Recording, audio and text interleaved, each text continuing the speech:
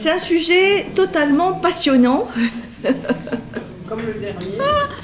Que nous allons démarrer aujourd'hui. C'est un nouveau cycle, donc sur l'éducation.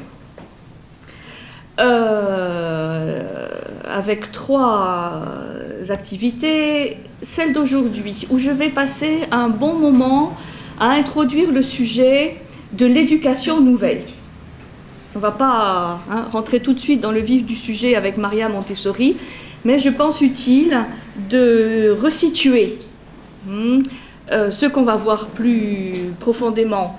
Maria Montessori, Rudolf Steiner, donc dans 15 jours, et John Dewey et Célestin Freinet, de les resituer dans le contexte historique, qui est celui de l'éducation nouvelle, que peut-être vous connaissez. Je m'en excuse par avance si tout ça est connu. Pour moi, ça l'était pas trop. Donc, j'ai pris beaucoup de plaisir à préparer ce cycle. Donc, je vais vous faire part de mes découvertes récentes et celles qui le sont moins. Et puis, on attaquera aujourd'hui donc Maria Montessori avec les grands principes de sa pédagogie. Et on fera pareil pour Steiner et Dewey-Freinet. Ça vous va? Oui. Bon. Et sinon, on va faire avec. Alors, nous sommes en 2018, ça ne vous a pas échappé? Et pour quelques temps. Et c'est vrai qu'on parle un petit peu, pas trop, mais un petit peu quand même, du centenaire de la fin de la Première Guerre mondiale. Fameuse guerre de 14-18. Et c'est aussi, donc, il y a un siècle, donc comme on le verra, aux alentours de cette fin de guerre, que va naître un grand mouvement, qui est le mouvement qu'on appelle de l'éducation nouvelle, et qui va se rattacher de près ou de loin, mais quand même d'assez près, à l'effroi de cette Première Guerre mondiale, dont on ne dira jamais assez pas simplement quel carnage ça a été, mais quelles conséquences effroyables elle a eu sur tous les domaines, mais entre autres intellectuels, philosophiques, artistiques, dans le monde entier. Donc, 1918, c'est la fin de la guerre, on se rend compte qu'il y a des millions de jeunes gens qui sont morts sur le champ de bataille.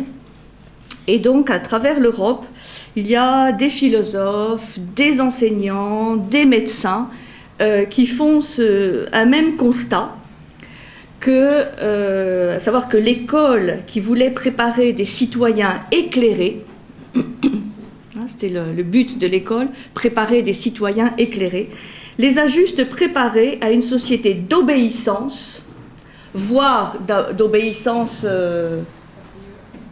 inconditionnelle ou aveugle, jusqu'au sacrifice ultime de leur vie.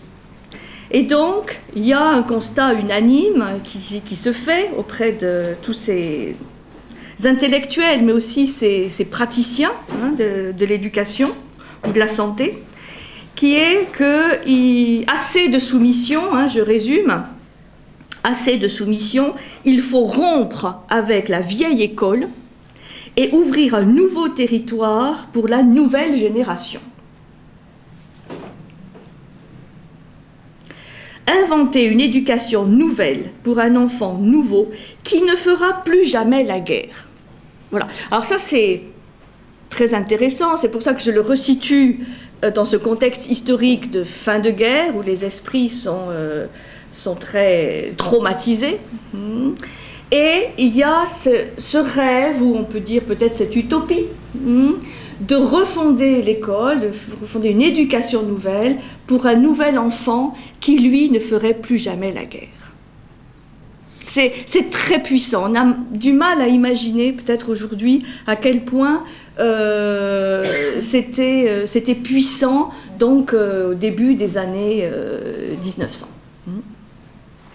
Et donc, dès ce tournant des années 1900, il y avait déjà un certain nombre d'éducateurs pionniers qui avaient expérimenté une éducation différente de celle proposée dans les écoles.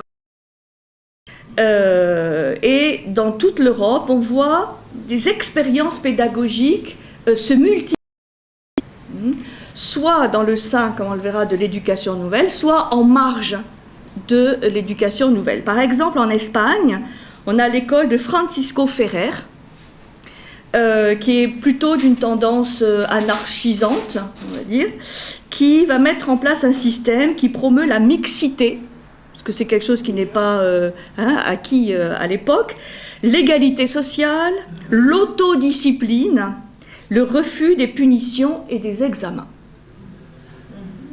Donc, ça c'est en Espagne, il a fondé une école Francisco Ferrer. Oui, je ne l'ai pas mis là, parce que lui ne va pas forcément faire partie de cette éducation nouvelle, mais en tout cas, il va innover en matière pédagogique. En Belgique, on a Ovide de Crolly. Alors lui, c'est un nom peut-être plus connu, Ovide de Crolly, qui place l'éveil de l'intérêt de l'enfant au centre de son apprentissage. Parce qu'un des points communs qu'on verra de cette éducation nouvelle, c'est vraiment de mettre l'enfant au centre, sans en faire un enfant roi, hein, attention, hein, il n'y a pas de contresens là-dessus, mais de s'intéresser, de partir des besoins de l'enfant, de ce qu'on pense être les besoins essentiels de l'enfant. Et donc, de Crolly, il va inventer une nouvelle méthode de lecture globale. Et il va fonder ce qu'on appelle encore aujourd'hui, parce que ça existe encore, les écoles de Crolly, hein, notamment en Belgique. On a en Italie, donc, Maria Montessori, qui, on le verra plus profondément tout à l'heure, qui va mettre au point un nouveau matériel pédagogique adapté aux enfants, ne serait-ce que par la taille du mobilier. Et il va y avoir une méthode pédagogique assez révolutionnaire qu'elle va apporter et qui va se diffuser très vite dans le monde entier. Tout ça, c'est au tournant du XXe. Au tournant du XXe, le début des années 1900. Et en Angleterre, on a quelqu'un dont on reparlera, qui est Alexander Neil. Je vous ai écrit les noms de pas mal de ces éducateurs, médecins ou pédagogues. Alexander Neil, qui va dénoncer l'autorité des maîtres et les châtiments corporels. Vous savez qu'en Angleterre, les châtiments corporels étaient monnaie courante, notamment dans les grands collèges pour aristocrates. Et bon, il y a des films qui ont pas mal développé ceci. Alexander Neil, c'est celui qui va ensuite créer Summerhill, qui est une école basée sur des principes plutôt libertaires, où on laisse faire à l'enfant ce qu'il a envie de faire. Bref, quand la guerre s'achève, donc en 1918, l'éducation paraît à tout ce monde, à tous ces gens, la seule possibilité révolutionnaire. Il faut changer l'école pour changer le monde. Une nouvelle école, une nouvelle éducation pour un nouvel enfant et un nouveau monde. Alors, voilà. Dire c'est utopique, c'est rêve, mais je pense que c'est intéressant de se replonger dans ce contexte historique. Alors à Genève, il y a un jeune docteur en sociologie qui lit tous les ouvrages, qui s'intéresse à tous ces pédagogues et qui va réussir à les réunir. Il va visiter leurs écoles et ce jeune docteur en sociologie, c'est Adolphe Ferrière. Alors ça, c'est un nom vraiment à retenir. Il va jouer un rôle essentiel, Adolphe Ferrière, rôle essentiel dans ce mouvement de l'éducation nouvelle. Adolphe Ferrière, c'est un chrétien, il est pacifiste et il voudrait être éducateur. Malheureusement, il est devenu sourd à l'âge de 20 ans et donc il va concentrer tous ses espoirs sur son fils. Et dès ses 3 ans, il va l'inscrire à une école Montessori et il va tenir un journal, le journal des progrès de son fils, avec beaucoup d'expérimentation et beaucoup d'expériences qu'il va faire avec lui. Et donc, il va, c'est Adolphe Ferrière, toutes les expériences de ces nouvelles pédagogies dans ce qu'il va appeler l'école active. L'école active qu'il oppose à l'école passive, c'est-à-dire l'école passive où on est assis, où les enfants sont assis immobiles, et il va appeler ça l'école active, puisque là, les enfants vont être acteurs, participants, etc. Et donc, il va travailler au projet de sa vie, c'est vraiment le projet de sa vie, jusqu'à la mort, de créer un mouvement international de rénovation pédagogique. Un mouvement international de rénovation pédagogique, et il va y avoir deux piliers, il y en a beaucoup, mais entre autres deux piliers de ce renouveau pédagogique, c'est Maria Montessori et aussi Ovide de Crowley, qui sont tous les deux médecins et qui vont travailler de manière expérimentale.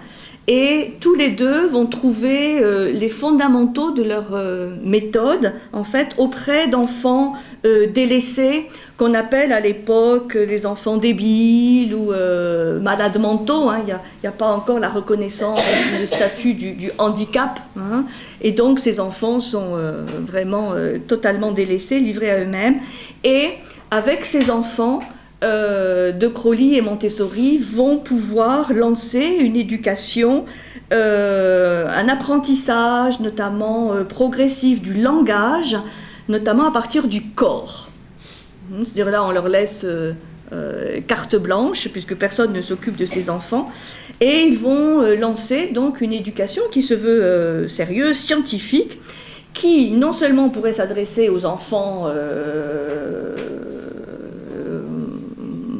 débiles, malades mentaux, mais aussi aux enfants normaux, dits normaux, on va mettre tout ça entre guillemets, et donc pourrait aider à réformer l'école de manière générale. Alors en 1920, la Société des Nations s'installe à Genève. Parce qu'il va y avoir des relations entre tout ça. La SDN s'installe à Genève, et pour la première fois, des nations se rassemblent dans une organisation universelle, et eux aussi voudraient créer un nouvel ordre mondial basé sur la paix. C'est en tout cas l'objectif de la Société des Nations. Et c'est ce même idéal, en fait, de paix auquel, évidemment, adhèrent les tenants de cette éducation nouvelle. Donc Adolphe Ferrière va faire un énorme travail, il va rassembler tous les partisans de ce renouveau pédagogique. Et il y a une date très importante qui est 1921. En 1921, il y a le premier congrès international d'éducation nouvelle qui se tient à Calais. C'est pas n'importe où, ça se tient à Calais, parce que c'est une ville qui a particulièrement souffert de la guerre. C'est une ville un peu frontalière, on le sait aussi aujourd'hui. Et le choix s'est porté sur Calais. Et donc 1921, premier congrès nouvelle. Et première fois que des pédagogues venus de pas mal de pays différents partagent publiquement, pas simplement leur vision, leur théorie, mais aussi leurs expériences pédagogiques, éducatives. Et on a 150 participants. Je dirais, bon, c'est pas énorme, mais c'est une grande première. 150 participants venus d'une dizaine de pays différents.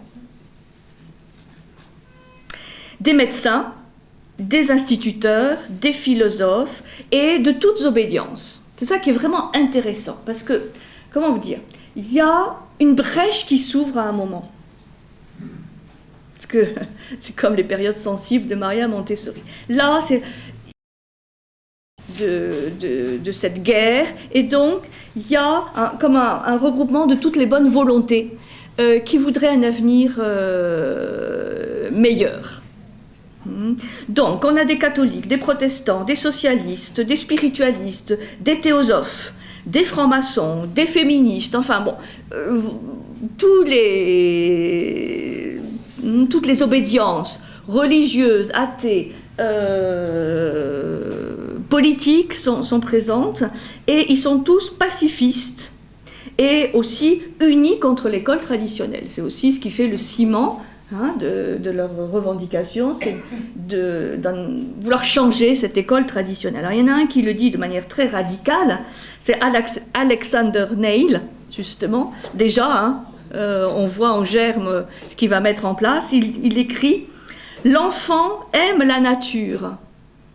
On le parqua dans des salles closes. L'enfant aime bouger. On l'oblige à tenir immobile. L'enfant aime voir son activité servir à quelque chose. On fit en sorte qu'elle n'eût aucun but. Il aime manier des objets. On le mit en contact avec les seules idées. Il voudrait s'enthousiasmer. On inventa les punitions. Alors les enfants apprirent ce qu'ils n'auraient jamais appris sans l'école. Ils surent dissimuler, tricher, mentir. Alors, c'est radical comme constat. C'est pour ça qu'il va créer ensuite Summerhill. Donc déjà, il est très remonté. Après, dans ce constat, il n'y a pas que de la radicalité, il y a aussi... parce qu'il faut revenir. Il y a un siècle, voir comment aussi étaient traités les enfants. On a peut-être oublié, parce que nous, on l'a pas connu, mais disons, nos grands-parents l'ont connu. C'était quand même... oui, les coups de règle, nous, on les a connus. Enfin, moi, je les ai connus, les coups de règle. Et les bonnets d'âne, les punitions et tout ça. Mais, mais il y a un siècle, c'était bien pire. Alors, Maria Montessori, elle n'est pas présente à Calais, parce qu'elle est très occupée déjà par ailleurs, mais elle envoie un certain nombre d'institutrices montessoriennes qui vont présenter le matériel pédagogique Montessori, et elles vont même faire participer les congressistes, faire manipuler tout ce matériel pédagogique. Et Adolphe Ferrière va à Calais énumérer les conditions d'une éducation nouvelle idéale, on pourrait dire. Dans un lieu isolé, proche de la nature, l'enfant est actif. Il acquiert les connaissances en explorant. Une importance égale est accordée au travail artistique et intellectuel, mais aussi à l'éducation physique et au travail manuel. L'enfant prend part aux règlements qui régissent sa vie. Voilà un petit peu les grandes orientations. Donc, vous voyez qu'il y a la nature, il y a le fait d'expérimenter, c'est-à-dire d'apprendre en faisant, comme dira John Dewey, et de mieux équilibrer l'apprentissage intellectuel, l'apprentissage manuel, l'apprentissage artistique. Et le fait de considérer l'enfant comme acteur, y compris des règlements qui régissent son école ou sa vie. Et donc ce sont deux femmes, une allemande, Elisabeth Rotten, je ne les ai pas marquées, et une anglaise, Béatrice Ensor, qui fondent à Calais, pour ça que c'est un congrès important, avec Adolphe Ferrière, la Ligue internationale pour l'éducation nouvelle. LIEN, Ligue internationale pour l'éducation nouvelle. Alors ça c'est important parce qu'aujourd'hui elle n'existe plus en tant que telle, parce que vous verrez que tout ça va quand même joyeusement capoter, mais il y a des gens qui quand même continuent un peu dans le même esprit aujourd'hui et remontent des congrès internationaux et des colloques. Mais la Ligue en tant que telle n'existe plus. Donc, Ligue internationale pour l'éducation nouvelle. Alors, il y a une charte. Alors ça, c'est vraiment intéressant. Si ça vous intéresse, je vous donnerai les textes parce que c'est... Voilà. Il y a une charte en 1921 qui est édictée de cette Ligue internationale pour l'éducation nouvelle.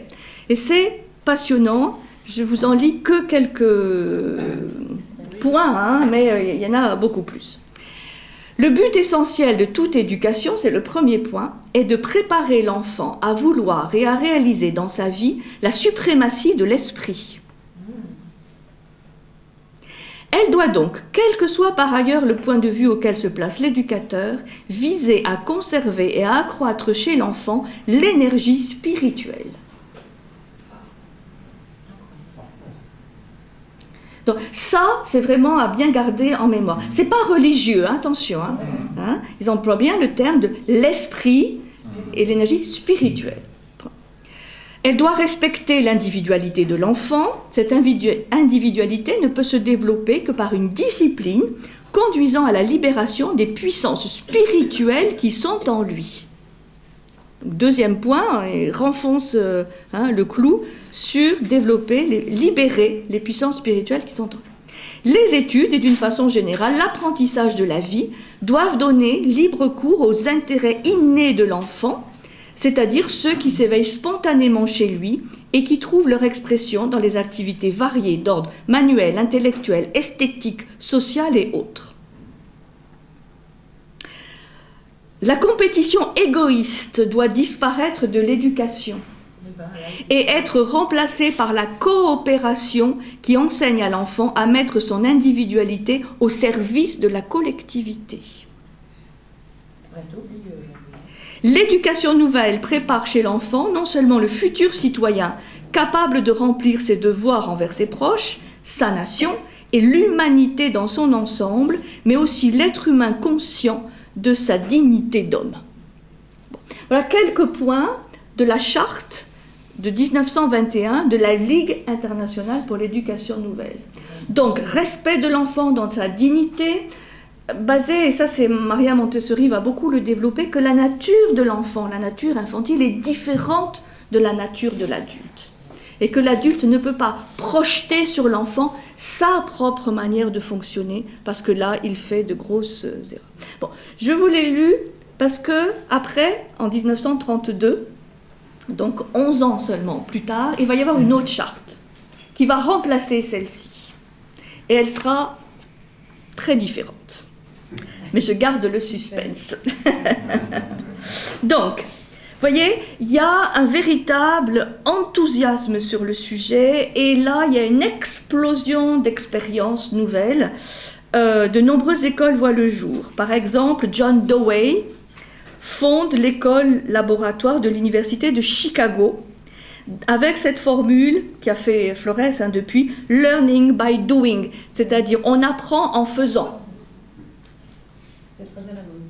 Oui, pourquoi tout ça est très intéressant à étudier? Parce que tout ça revient aujourd'hui, un siècle après. Ça revient par le monde.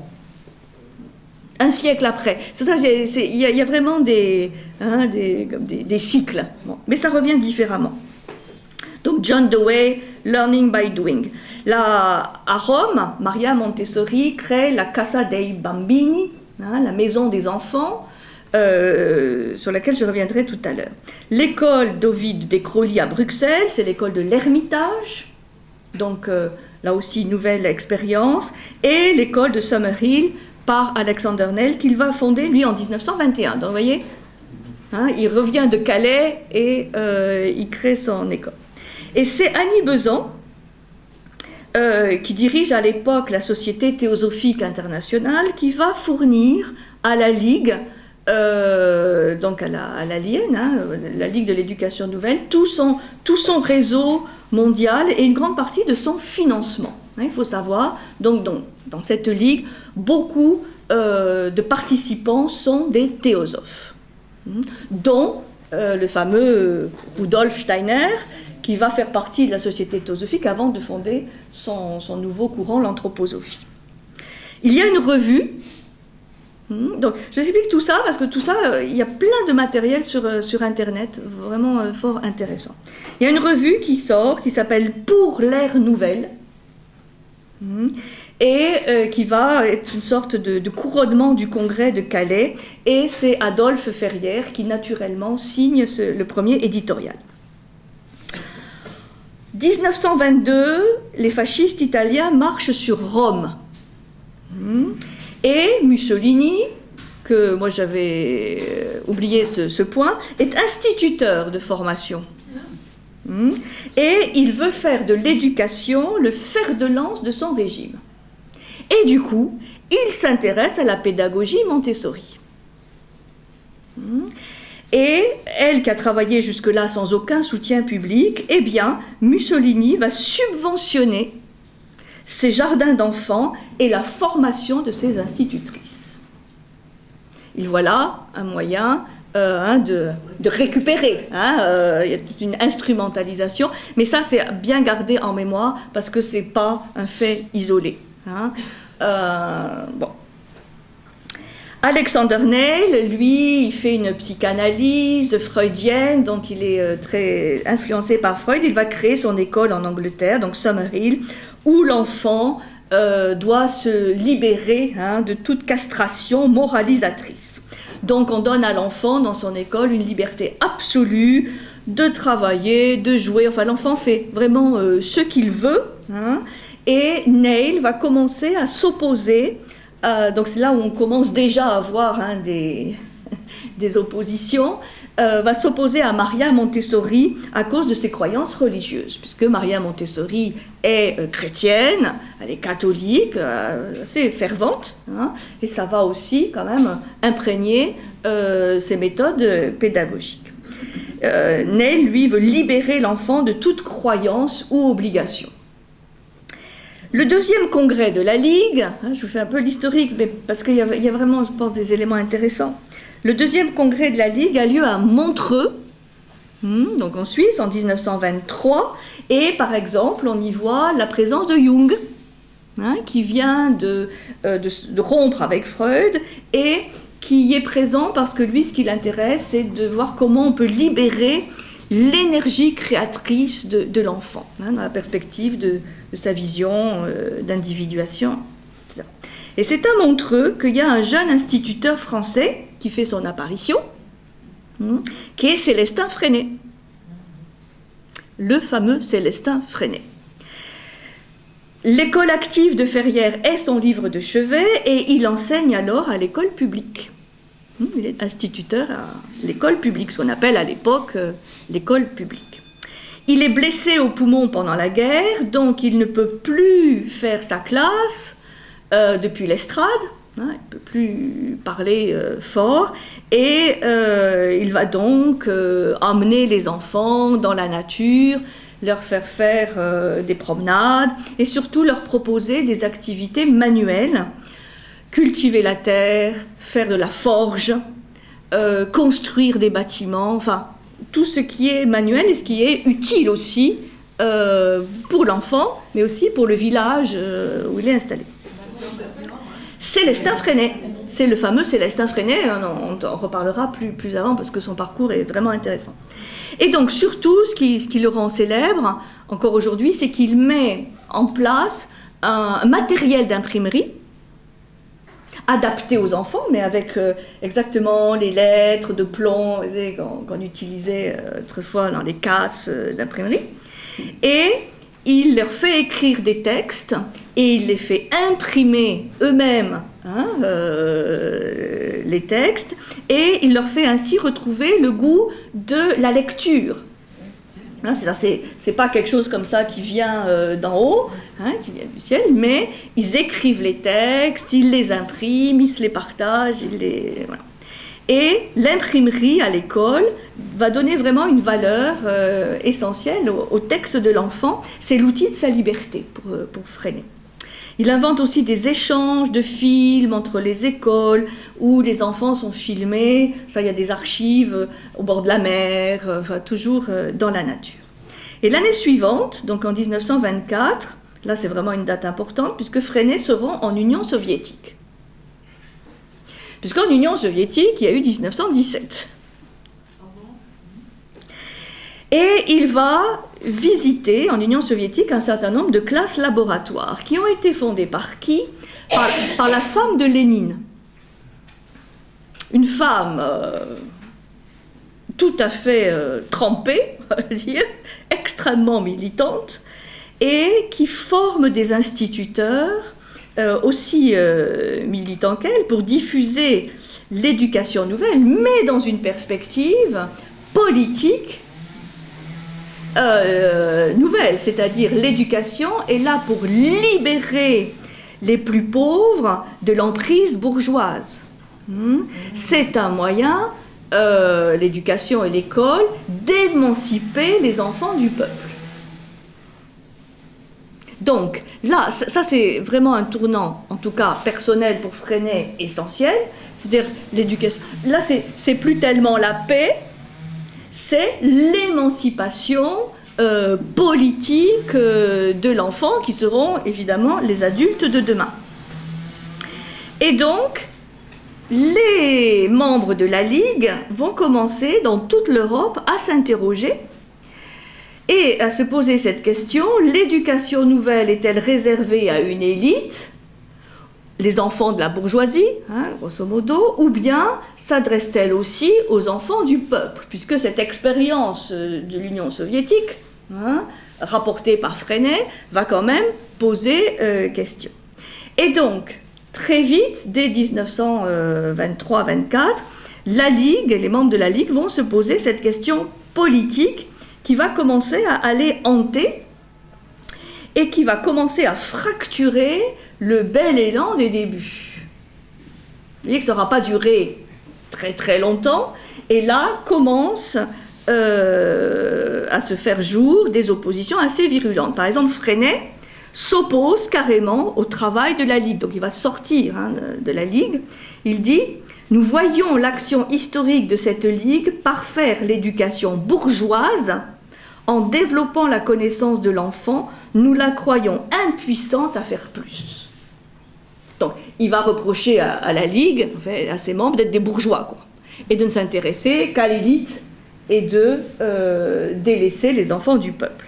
Ce à quoi Adolphe Ferrière lui répond, parce que c'était quand même quelqu'un qui avait du répondant: mon cher Freinet, je crois être aussi révolutionnaire que vous, si ce n'est plus. J'ai peut-être moins confiance que vous en la qualité des hommes qui veulent faire la révolution, et surtout dans les pouvoirs de l'État. Donc, voyez, ça commence, le rififi commence à... Rudolf Steiner, lui, se tient en marge de l'éducation nouvelle. Il faut savoir qu'il n'a jamais adhéré à la Ligue, puisqu'il fonde son propre courant, de l'anthroposophie, puisqu'il veut rajouter, disons, à la vision théosophique, l'influence, le rôle des influences cosmiques. Là, on n'y peut rien. Le rôle des influences cosmiques au cœur desquelles il place l'enfant. On reviendra sur Steiner, c'est très intéressant, mais lui va toujours se situer en marge donc, de la Ligue.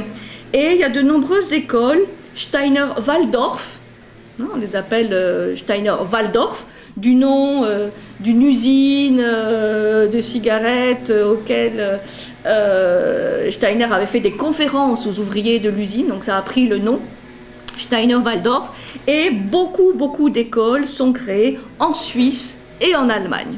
Donc il y a tout un réseau d'écoles Steiner-Waldorf qui se développe en Suisse, en Allemagne. Encore aujourd'hui, elles sont très très nombreuses, et parce que Steiner est d'origine autrichienne, et donc là ça a vraiment bien pris. Sa pratique pédagogique... Oui, c'est fermé.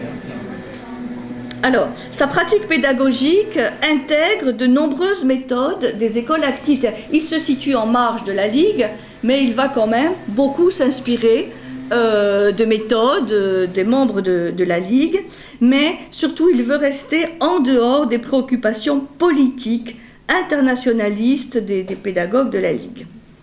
Il meurt en 25, donc vous voyez, il meurt très tôt là, en 1925, et sa pédagogie continuera de cheminer, mais toujours parallèlement à l'éducation nouvelle. C'est vraiment une pédagogie qui se veut indépendante de toute préoccupation sociale ou politique. Alors, le 3e congrès de la Ligue se tient en 1923 à Heidelberg, donc en Allemagne. Et là, c'est les travaux d'un autre personnage intéressant, Paul Geheb. Je ne l'ai pas marqué. Paul Geheb, G-E-H-2-E-B, Paul Geheb, qui sont présentés et qui insistent notamment sur l'intérêt de la mixité dans l'éducation des enfants. Il écrit une phrase de Pindar au fronton de son école: « Deviens ce que tu es ». c'est une phrase largement aujourd'hui reprise par Vergely ou d'autres, deviens ce que tu es. Et donc, là aussi, beaucoup d'éducation physique, beaucoup de contact avec la nature, beaucoup d'expressions artistiques, notamment musicales, etc. Et le maître est un guide, est considéré comme un guide, comme un initiateur, pas comme un détenteur de savoir, comme une autorité reconnue, et qui doit se présenter aux enfants vulnérables, avec ses doutes, avec ses incertitudes. Ça, c'est la caractéristique de l'école fondée par Paul Geheb. Paul Geheb, G-E-H-E-E-B. Alors c'est intéressant par la suite, là je ne vous raconterai pas toute l'histoire parce que sinon on y passe la journée, mais le régime hitlérien va là aussi essayer de récupérer un certain nombre de choses de l'école de Geheb, et là ça va faire exploser aussi son école avec ceux qui collaboreront et ceux qui refuseront de collaborer. Bref. Mais c'est un garçon intéressant, Paul Geheb.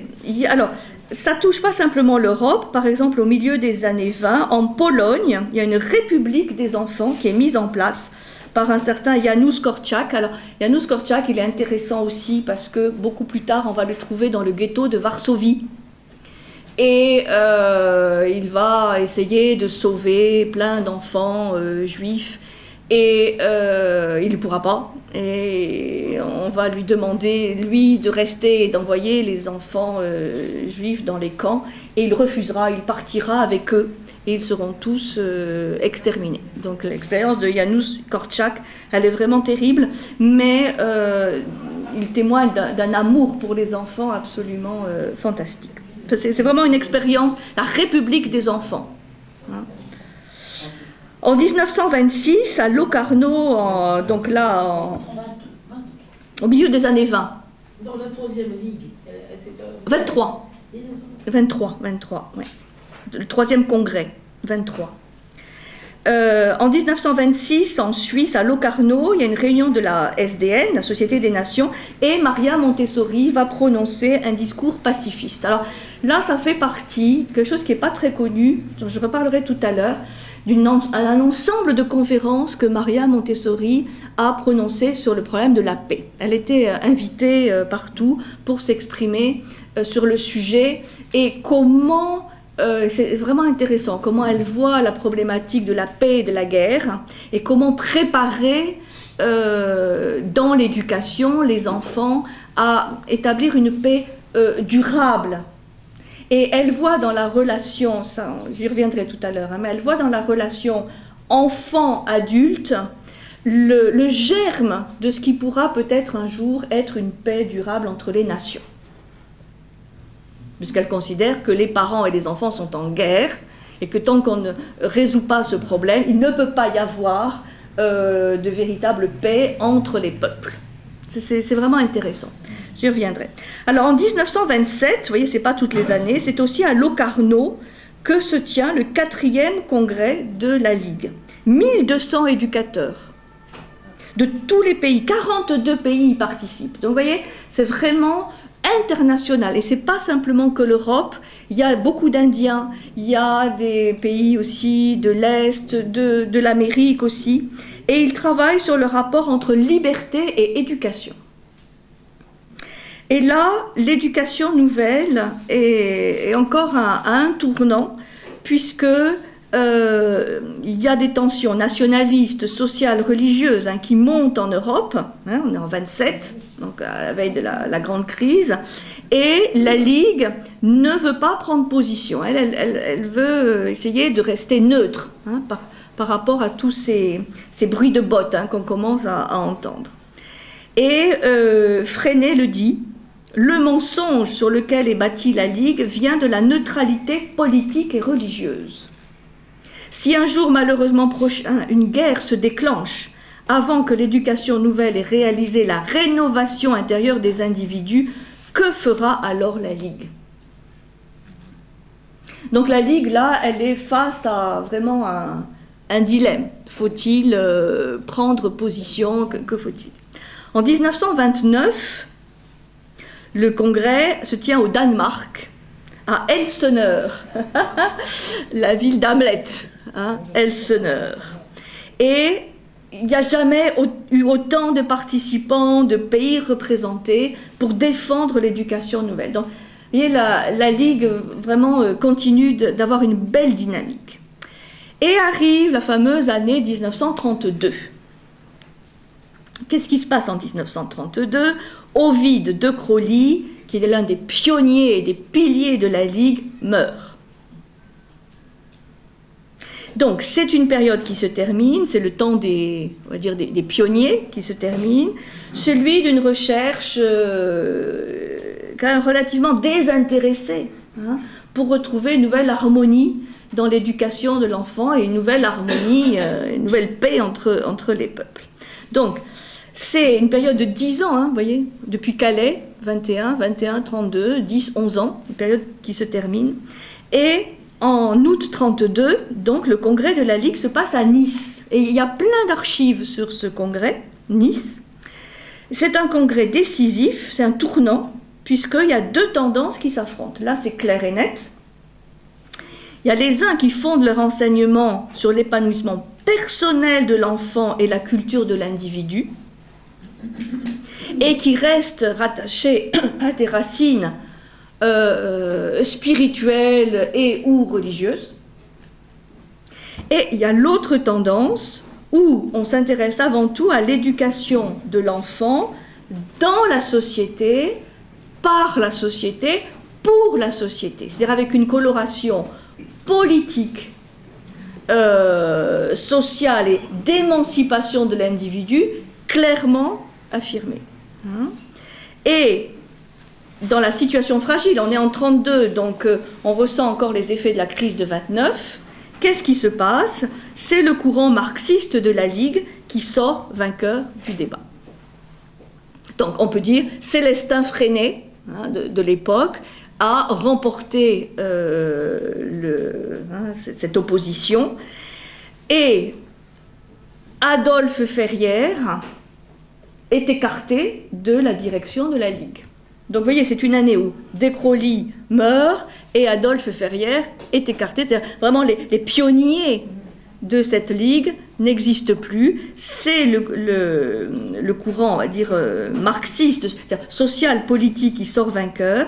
Et avec l'éviction d'Adolphe Ferrière, qui n'est pas remplacé en tant que tel, mais là, il va y avoir un éclatement de la Ligue en sections nationales, qui chacune aura son leader. Il y a une nouvelle charte qui est écrite. Et c'est très intéressant de voir qu'est-ce qu'il y a dans cette charte. Vous vous rappelez de la charte de 21, charte de 30. Je vous explique tout ça parce que je pense que vraiment on ne comprend pas aussi les enjeux d'aujourd'hui sans revenir un peu à la source. Et les problèmes de notre éducation nationale aussi, qui ne sont pas totalement déconnectés de ce qui s'est passé à cette époque. Charte de 1932. La crise actuelle appelle la concentration à travers le monde entier de tous les efforts vers une éducation rénovée. En 20 ans, l'éducation pourrait transformer l'ordre social et instaurer un esprit de coopération capable de trouver des solutions aux problèmes de l'heure. À cela, nul effort national ne saurait suffire. C'est pourquoi la Ligue internationale pour l'éducation nouvelle adresse un pressant appel aux parents, éducateurs, administrateurs et travailleurs sociaux pour qu'ils s'unissent en un vaste mouvement universel. Une rénovation de l'éducation s'impose, basée sur les principes suivants. Point 1. L'éducation doit mettre l'enfant en mesure de saisir les complexités de la vie sociale et économique de notre temps. Vous voyez, c'est vraiment passionnant. Parce que là, on voit, et vous verrez dans le reste des points, le mot spirituel est totalement évincé, disparu, remplacé par les mots social, économique. Elle doit être conçue de manière à répondre aux exigences intellectuelles et affectives diverses des enfants, de tempéraments variés, leur fournir l'occasion de s'exprimer en tout temps sur leurs caractéristiques propres. Bon. Elle doit aider l'enfant à s'adapter volontairement aux exigences de la vie en société. Elle doit favoriser la collaboration entre tous les membres de la communauté scolaire, en amenant maîtres et élèves à comprendre la valeur de la diversité des caractères et de l'indépendance d'esprit. Elle doit amener l'enfant à apprécier son propre héritage national et à accueillir avec joie la contribution originale de toute autre nation à la culture humaine universelle. Bon. Les citoyens du monde ne sont pas moins nécessaires que les bons citoyens de leur propre nation. Donc il y a aussi un côté internationaliste, hein, c'est-à-dire que c'est pas... mais là, ce sur quoi je voulais vous faire vraiment réfléchir, c'est ce glissement, et ça explique pourquoi aujourd'hui, notamment en France, ce sujet sur les pédagogies alternatives est encore si passionnel, où on va retrouver un peu ces mêmes affrontements qu'en 1932. Enfin, c'est fou, on a du mal à en sortir, alors que plein d'autres pays d'Europe, qui aussi ont connu la guerre, hein, font des réformes éducatives sans cette crispation idéologique qu'on a en France, et qui est très politique. Donc, on peut dire que ces problèmes-là, ils sont encore aujourd'hui, mais totalement présents, et c'est pour ça qu'aujourd'hui, même si ces pédagogies alternatives reviennent au devant de la scène pour plusieurs raisons, qu'on verra, il faut être extrêmement prudent sur ce qu'on lit, sur ce qu'on entend, sur tout ça, parce que c'est très idéologique. Très, très idéologique. Pour citer un autre pays qui est la Finlande, on dirait la Finlande, peut-être pas les mêmes passés historiques que la France, mais on fait plein de réformes pédagogiques qui ont des bons résultats. C'est des pays aussi où il y a une mixité de population très importante, hein. Et voilà, le sujet n'est pas abordé de manière aussi passionnelle, idéologique que chez nous. Ça, c'est bon. Alors, qu'est-ce qui se passe en 1932? À part ça, il y a les Français Paul Langevin, Henri Vallon, qui sont professeurs au Collège de France, qui prennent la direction de la section française de la Ligue. Pareil, en 1932. Et ils deviennent les principaux rédacteurs de la revue pour l'ère nouvelle. On va les retrouver, ce Paul Langevin et Henri Vallon, à la fin, au moment du Front populaire. Alors, pour les fondateurs de la Ligue, pour ceux qui restent, hein, et pour un Adolphe Ferrière, notamment, c'est un échec cuisant. Puisque pour eux, et pour Maria Montessori aussi, c'est un idéal, disons, de spiritualité et d'éveil spirituel de l'enfant qui disparaît au profit d'initiatives plus politiques et idéologiques. Alors, ce qui est intéressant, bon, ça c'est un peu pour l'anecdote, mais pas que, le congrès de 1932, qui se passe à Nice, se poursuit par la visite de l'école de Célestin Freinet à Saint-Paul-de-Vence. On amène tout ce beau monde en car à Saint-Paul-de-Vence. Et Freinet est devenu entre-temps membre du Parti communiste et il organise une conférence sur le renouveau soviétique, en ne tarissant pas d'éloges sur ce qu'il a vu dans les écoles soviétiques. On verra ça avec Freinet, mais il y a une violente campagne anti-Freinet qui va se développer plus tard. On va lui reprocher d'être un espion à la solde de Moscou, et il finira par rompre avec l'éducation nationale. Mais il n'a pas les deux pieds dans le même sabot, comme on dit. Il va trouver un terrain à Vence pour construire son école privée. Il va créer une coopérative. Ça, c'est très intelligent pour tous ceux qui veulent appliquer ces méthodes. Et c'est grâce à cette coopérative que la méthode Freinet va être désormais accessible à tous. Elle va avoir un retentissement, notamment en France, très important. Et ça explique aussi pourquoi, de toutes les pédagogies alternatives, c'est celle de Freinet qui va être le plus intégrée à l'éducation nationale.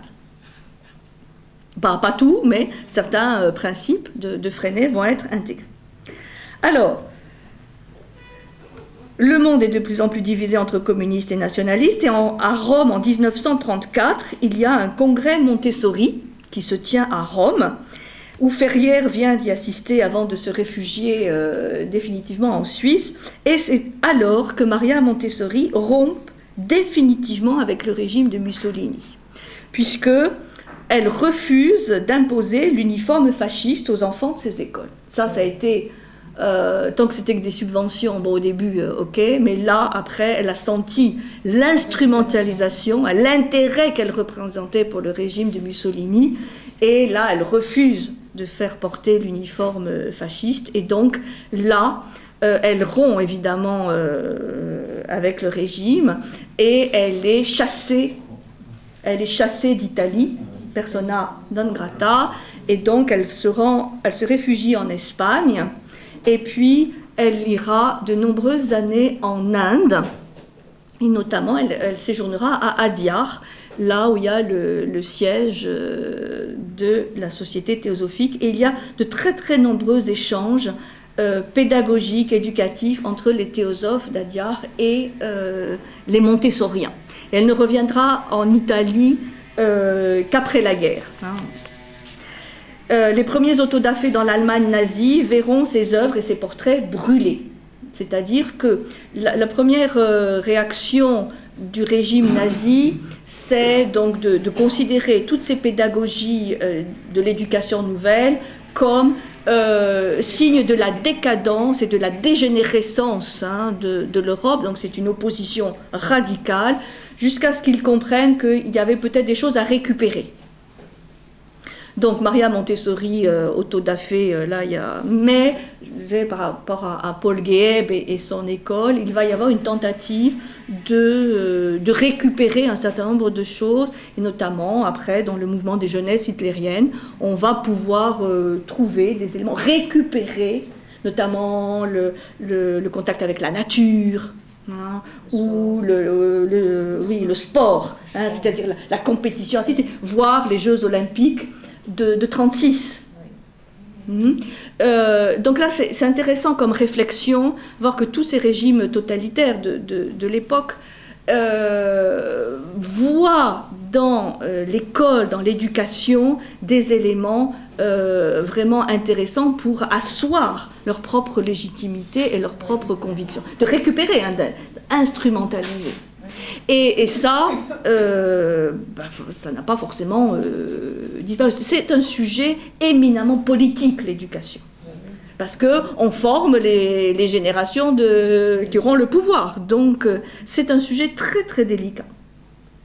Donc, en France, en 1936, c'est la victoire du Front populaire. Et le nouveau ministre de l'Éducation, Jean Zay, dont on avait reparlé il n'y a pas très très longtemps, va s'inspirer d'éléments de l'éducation nouvelle. Notamment, il veut démocratiser l'école, il rend la scolarité obligatoire jusqu'à 14 ans. Donc ça se passe en 1936, ça n'y était pas avant. Et il promeut toutes les activités en plein air, notamment les classes promenades. Et aujourd'hui, toutes les classes à la neige, à la mer, tout ça, les classes vertes, datent du Front populaire, 1936. En 1939, la Ligue annule son congrès, qui aurait dû se tenir à Paris. Elle publie un aveu d'échec lapidaire en éditorial de sa revue. Nous reconnaissons que l'échec des démocraties, la nôtre y compris, à accomplir la justice sociale et internationale, à favoriser le fascisme et le nazisme, et leur a livré des êtres humains cultivés et pacifiques. C'est ça qui est le plus cuisant chez les pionniers de la Ligue, c'est-à-dire d'avoir finalement donné au régime totalitaire une élite ou des gens cultivés et pacifiques. C'est-à-dire, on n'est plus dans le même constat que la guerre de 14, où là, ceux qui s'étaient fait tuer, c'était beaucoup de paysans qui n'étaient pas cultivés. C'était vraiment ce qu'on avait appelé la chair à canon. Bon. Mais là, en 1939, parce qu'ils sentent, tout le monde sent que la guerre est là. Donc voilà, on a formé une génération de gens un peu plus cultivés et plus pacifistes, et finalement, on les a livrés à des régimes totalitaires. Donc c'est un gros échec de la Ligue. Alors, en Europe, certaines pratiques de l'éducation nouvelle se maintiennent, notamment dans les écoles de Crolly. Freinet est interné dans les camps de Vichy en tant que militant communiste, et c'est là qu'il va rédiger un certain nombre de ses textes pédagogiques fondamentaux.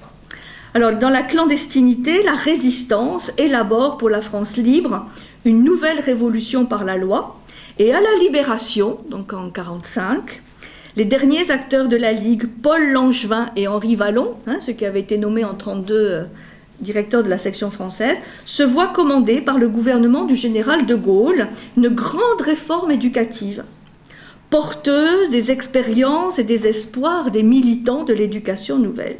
Alors, le projet de loi avorte, mais la matière de ces travaux va inspirer de nombreuses réformes de l'éducation nationale après-guerre, avec, disons, une prédominance des préconisations de l'école Freinet, en fait. Après la guerre. Donc, ceux qui gagnent, c'est Langevin, Vallon, est soutenu par le général de Gaulle. Bon, vous savez, le général de Gaulle, les communistes avaient joué quand même un grand rôle dans la guerre, dans la résistance, donc il fallait quand même leur donner un certain nombre de gages. Et ce qui explique qu'un certain nombre d'orientations de l'éducation nationale de l'après-guerre ont été extrêmement influencées par les textes et la vision, disons, de Célestin Freinet.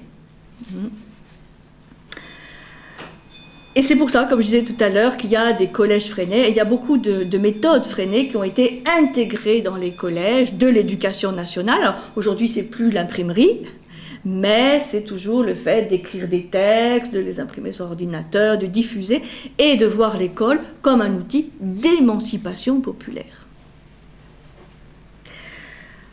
Voilà, alors j'en ai fini de mon historique. J'espère que vous trouvez ça intéressant parce que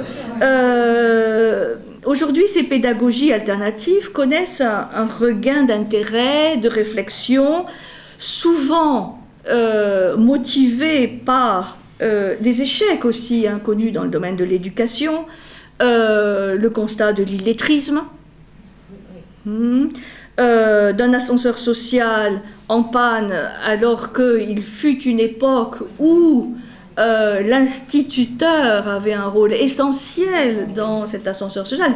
Et on connaît beaucoup de philosophes ou d'écrivains qui, s'ils n'avaient pas eu un instituteur, mais vraiment, parce que vraiment, ces instituteurs, c'était des gens extraordinaires et qui savaient,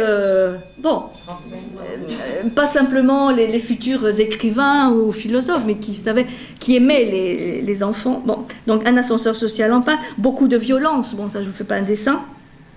Et aussi des comparaisons avec d'autres pays, maintenant qu'il existe des classements, vous connaissez peut-être le fameux classement PISA, où en général la France n'arrive pas en très très bonne place, et où la Finlande ou Singapour, notamment en mathématiques, malgré des méthodes quand même assez autoritaristes, comme on dit, obtiennent de bons classements. Donc, il y a tout ça qui fait qu'on en parle beaucoup. Il y a aussi un autre phénomène qui est le progrès dans les neurosciences, dont on parle de plus en plus ces dernières années, avec, c'est vrai, une meilleure connaissance du cerveau et de tous les mécanismes d'apprentissage, l'apprentissage cognitif, mais aussi l'apprentissage affectif. Une neuroscience, il y a les neurosciences cognitives, il y a les neurosciences affectives et émotionnelles. Et ce développement des neurosciences, qui est flagrant avec le fameux Stanislas, qui devient le pape des neurosciences qu'on voit partout, Stanislas Dehaene. Donc tout ça fait qu'on en parle de plus en plus, sans parler du fameux livre de Céline Alvarez, les lois naturelles de l'enfant, hein, qui a été un immense succès, là aussi un buzz médiatique important. Alors, le problème, comme je disais tout à l'heure, c'est que, en tout cas dans notre pays, ce sujet reste très passionnel. C'est ce qui m'a donné aussi l'idée de ce cycle, pour revenir un peu aux sources, puisque tous les courants dont on parle aujourd'hui sont issus, de près ou de loin, de ce renouveau pédagogique qui a vu le jour au début du XXe siècle. Vous voyez, là, il y a eu un creuset dont nous voyons aujourd'hui les effets un siècle plus tard.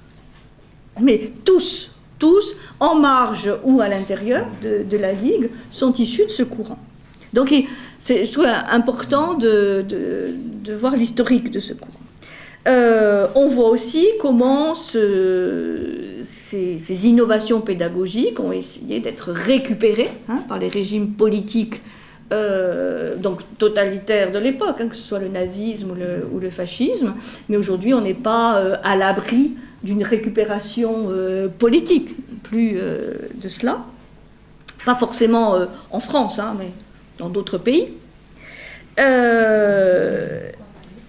Un autre sujet qui est intéressant, c'est que tous ces pionniers de l'éducation nouvelle ont été des gens pragmatiques.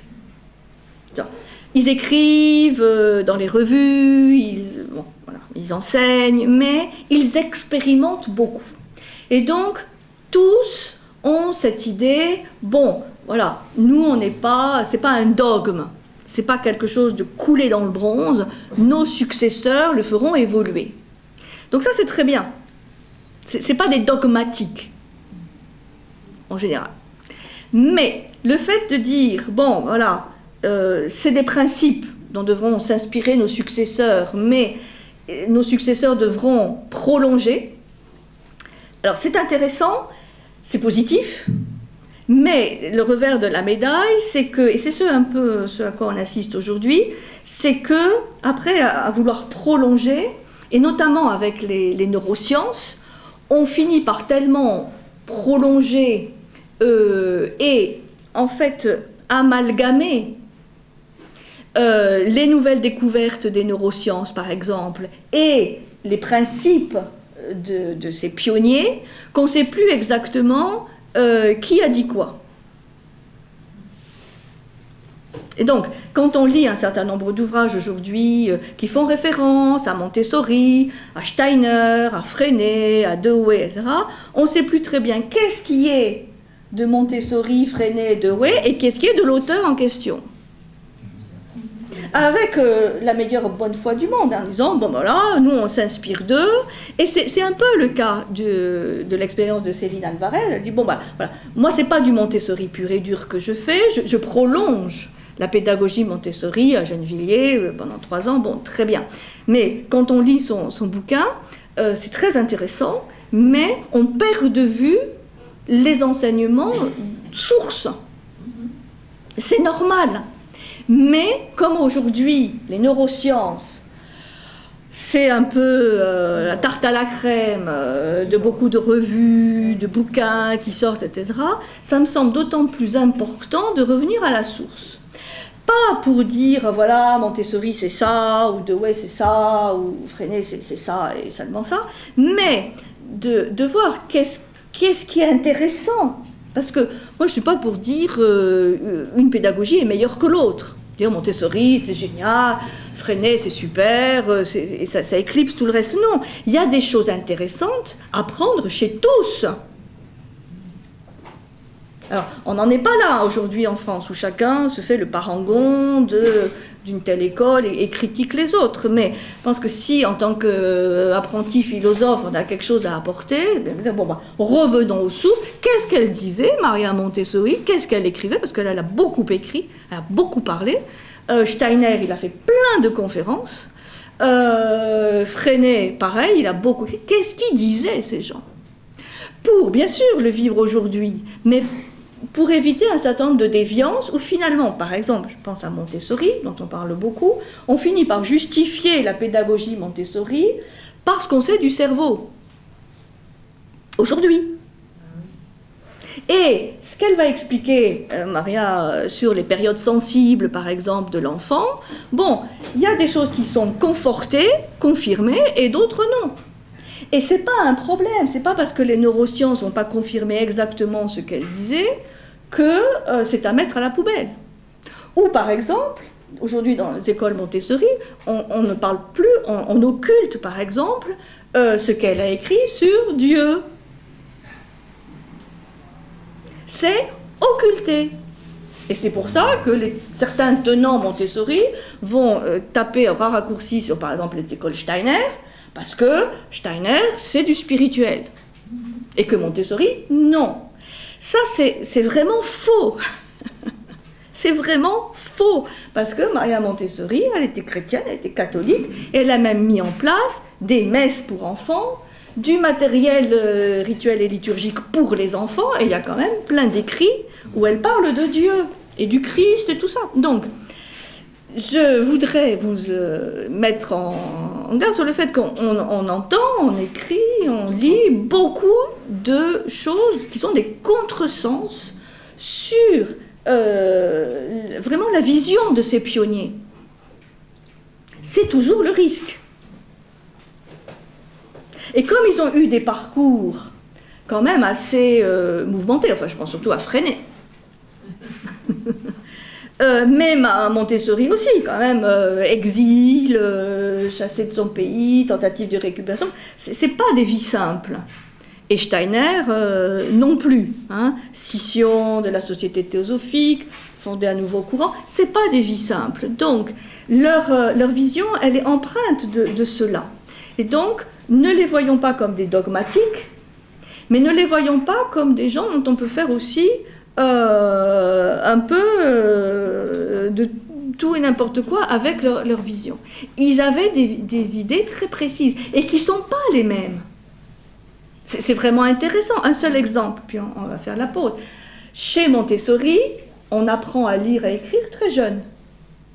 3-4 ans, et ça a été une des raisons de son succès planétaire. Bon. Chez Steiner, on n'apprend pas à lire, à écrire avant, il n'y a pas d'apprentissage intellectuel avant 7 ans. Donc là, il y a vraiment des choix pédagogiques qui ne sont pas comme ça, en l'air, mais qui sont fondés sur une vision de l'enfant telle ou telle, où on considère que la priorité est tel ou tel apprentissage plutôt que tel autre. C'est pas neutre. Hein, si on veut savoir si on va mettre son enfant dans une classe Montessori ou dans une classe Steiner, il y a quand même des choix pédagogiques qui sont très différents et qui se justifient. Les uns presque autant que les autres. Donc, là, j'insiste lourdement sur le fait de ces neurosciences, parce qu'on en parle beaucoup aujourd'hui, qui sont là aussi un peu instrumentalisées pour justifier telle ou telle chose. Il faut faire attention. Parce que, moi je dis simplement, on sait encore très peu de choses sur le cerveau. On ne savait pratiquement rien, on connaît un tout petit peu plus sur les zones et surtout les interactions neuronales, etc. On en sait un peu plus, mais on est quand même au balbutiement de la connaissance sur le cerveau. Donc, n'en tirons pas des conséquences plus importantes ou plus, disons, caricaturales parfois, qu'il y a encore beaucoup de choses à découvrir. Donc, acceptons d'être ignorants sur beaucoup de choses. Après, qu'on fasse un choix politique, idéologique, parce qu'on croit à l'émancipation du peuple, ça c'est autre chose. Mais, et c'est vrai que c'est un sujet qui est quand même très politisé. Et notamment en France, j'insiste, il n'y a jamais de sujet qui mobilise plus les gens dans la rue que quand on parle de l'école libre, de l'école publique, enfin c'est hyper sensible. Et beaucoup de déjeuners ont mal fini, déjeuners de Noël ou autres, ont mal fini dans les familles parce qu'on s'écharpait sur l'école. Oui, parce que c'est le politique, c'est religieux, c'est vraiment la vision de l'homme, la vision de l'enfant, quoi. Ah, bien sûr, On veut toujours le mieux pour ses enfants. Donc, voilà, c'est tout ça qui m'a donné l'idée de se dire, bon, qu'est-ce qu'elle disait vraiment, Maria Montessori? Qu'est-ce qu'elle écrivait? Qu'est-ce qu'ils disaient les autres? Et donc, ça a un siècle, mais ça n'a pas pris une ride de ce point de vue. Et pour rester très prudent sur les polémiques, j'étais très sensible, moi, récemment à la polémique sur Françoise Nyssen. Parce que j'ai trouvé vraiment que la pauvre, moi je l'aime beaucoup, et que vraiment, dès son entrée au gouvernement, on a essayé de la casser. Bon, ils ont réussi. Mais aussi sur des argumentaires vraiment fallacieux. Vraiment fallacieux. Sur les travaux, Actes Sud et tout ça, j'en sais rien, parce que je n'ai pas vu. Mais sur le reste, sur la pédagogie, sur lequel on l'a attaqué, vraiment, c'était pas au niveau. C'est une école Montessori qu'elle a Oui, c'est une école Montessori. En fait, elle avait un fils qui ne supportait pas l'école traditionnelle, donc il s'est suicidé. Donc, suite à ce drame familial avec son mari, son renseigné, elle avait fondé une école Montessori qui existe toujours. Mais non, pour dire que là, on lui a fait vraiment tenté un procès qui n'était pas digne. Ouais. Qui n'était pas digne. Donc voilà, c'est un sujet hyper chaud. Et aujourd'hui, on parle beaucoup de violence. Enfin, disons, je vous lirai certains passages de ces conférences sur la paix. C'est vraiment magnifique. C'est vraiment magnifique et ça peut nous aider. Alors, elle est née en 1870. Elle est décédée en 1952. 1870-1952, et vous l'avez compris, c'est l'une des grandes figures du courant de l'éducation nouvelle, et avec un très grand retentissement international. Alors, elle est la première femme diplômée de médecine en Italie. C'est pour ça que les féministes aussi l'aiment bien. Première femme diplômée de médecine en Italie. Et on lui a donné quand même le diplôme, mais on lui a demandé de s'occuper d'enfants arriérés. On n'allait pas lui donner quand même la crème de l'élite italienne. Donc, quand même. Voilà, donc on lui a donné des enfants dits arriérés ou idiots, comme on disait à l'époque, à la clinique psychiatrique de Rome. Donc elle commence à exercer à la clinique psychiatrique de Rome et elle constate que ces enfants, s'ils ont un environnement bienveillant, favorable, eh bien ils peuvent progresser. Et c'est grâce à eux, en fait, qu'elle va commencer à développer tout un matériel pour les aider à lire et à écrire. Parce que jusqu'à maintenant, personne ne s'était attelé à cette tâche. Et donc en 1907, elle est âgée de 37 ans, elle a l'occasion de mettre au point sa méthode pédagogique avec tout ce matériel pédagogique qui existe encore aujourd'hui. Et c'est ça qui va lui valoir une reconnaissance internationale. Donc une fois qu'elle commence à être connue, le ministre lui demande de prendre en charge les enfants défavorisés du quartier de San Lorenzo à Rome, qui est un quartier tout à fait misérable. Donc là, c'est plus l'hôpital psychiatrique, mais c'est un quartier défavorisé, assez misérable, où les enfants sont livrés à eux-mêmes, puisqu'ils sont dans la rue et ils ne reçoivent aucune éducation. Et quartier peuplé d'immigrants de l'Italie du Sud, et pour la plupart illettrés, dont les parents le sont aussi, et qui sont livrés à eux-mêmes dans cette tranche d'âge qui va d'abord l'intéresser de 3 à 6 ans. Et donc, dans l'unique pièce qui lui est octroyée, parce qu'on ne lui a jamais donné beaucoup de moyens, elle crée sa première maison des enfants, la fameuse Casa dei Bambini. Je ne sais pas si j'ai bien prononcé, Daniel. Casa dei Bambini, à Rome. Et c'est là qu'elle fait construire des tables et des chaises adaptées à leur taille. Ça semble idiot aujourd'hui, mais ce qui va évidemment d'avoir du mobilier adapté, stimuler leur intérêt, leur déplacement. Et c'est une grande innovation pour l'époque et c'est ce qui va après être transposé dans nos écoles maternelles. C'est-à-dire d'avoir du mobilier à taille adaptée pour les enfants, ce qui n'était pas le cas jusqu'alors. C'est elle qui vraiment introduit d'abord l'école maternelle et tout ce mobilier et matériel pédagogique. Elle crée aussi un matériel pédagogique tout à fait original, tactile, sensoriel, mettant en avant tous les sens. On verra, c'est quelque chose qui est très important pour elle. Et aussi pour la lecture, les mathématiques. Et donc là, ça en est fini de cette fameuse immobilité de l'enfant, du rapport vertical au maître. Et elle écrit « L'enfant était attiré par un objet, fixait sur lui toute son attention et se mettait à travailler sans répit, avec une concentration étonnante. » Lorsque les enfants sont concentrés sur l'utilisation du matériel, ils sont très calmes. Alors, ça fait partie un peu des innovations de Montessori, c'est-à-dire de considérer que l'enfant, surtout jeune, 2 ans, 3 ans, jusqu'à 6 ans, a besoin de silence, a besoin d'un accompagnement individuel et bienveillant, et a une capacité d'attention et de concentration immense.